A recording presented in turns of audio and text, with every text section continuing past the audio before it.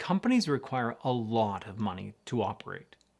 And to get that money, companies often look to investors that are external to the company. They sell stocks and bonds to these investors in order to raise the capital that they need. The process, in general, is known as the securities markets. Now remember, the investors in these markets are external to the companies, but these potential investors still need a proper understanding of a company's internal finances if they're going to invest in that company. So the companies themselves provide financial statements in order for potential investors to gain the understanding that they need. Now, for any of this to work, investors must be able to trust the financial statements that they're given by these companies. And how is that trust achieved? Well, that trust is achieved through accounting rules and standards. In this video, I'll talk about how a set of rules and standards known as GAAP covers or governs financial statements within Canadian securities markets. Accountants follow a great number of rules when preparing financial statements. The statements you'll be focused on in ADMS 2500 are the accounting statement, the owner's equity statement, the balance sheet, and the cash flow statement.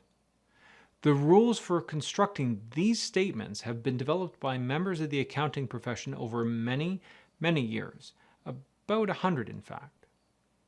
These standard rules and principles are collectively known as GAAP, G-A-A-P.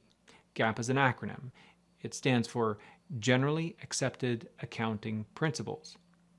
Think of GAAP as the rule book for accounting. Now, as a rule book, GAAP must be followed when a publicly traded company prepares its financial statements for users external to the company, users such as creditors or investors.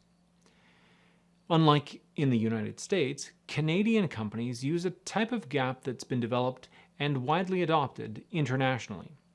This international standard GAAP is called IFRS, and it stands for International Financial Reporting Standards. The Canadian Accounting Standards Board requires publicly accountable enterprises to use IFRS when preparing all of its interim and annual financial statements. Other enterprises in Canada that are not publicly traded are not required to follow IFRS GAAP.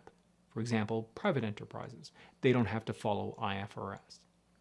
And not-for-profit enterprises, they also don't have to follow IFRS. Private enterprises in Canada follow a distinct set of GAAP guidelines called ASPE, Accounting Standards for Private Enterprises. Private companies can, however, choose to follow GAAP instead if they prefer. It's important to note that ADMS 2500 deals with ASPE GAAP and not IFRS. IFRS GAAP comes next year in intermediate accounting.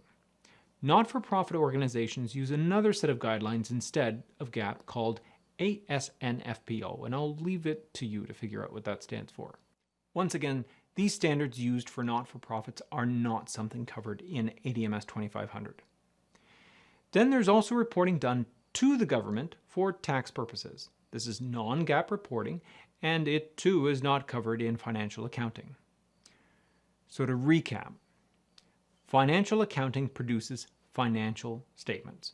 These statements follow a set of rules. The set of rules we focus on in this course is called GAAP, and GAAP is mainly used for publicly traded companies. In the next set of videos, I'll cover each GAAP principle that you'll be responsible for in ADMS 2500 financial accounting.